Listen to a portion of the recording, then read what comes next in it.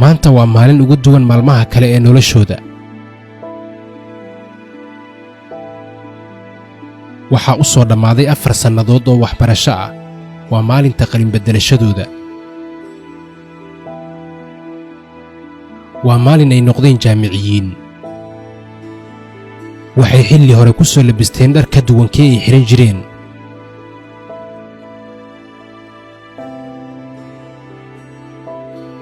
dareen farxadeed oo si fudud loo qiyaasi karo ayaa laga dheehan karaa wejiyadooda.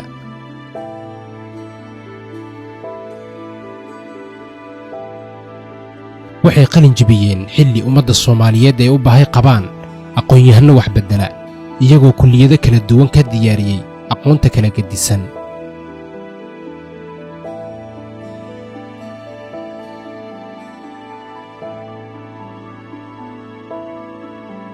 xafladda qalinjibinta dufcada 9aad ee jaamacadda Hormuud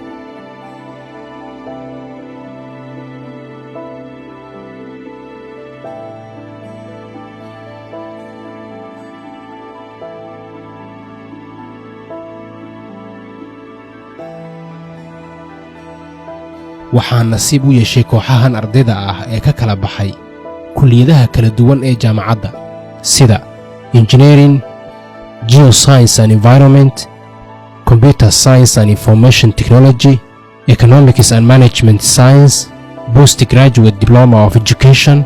waa bilowga mustaqbal qurux badan oo la yagleelay.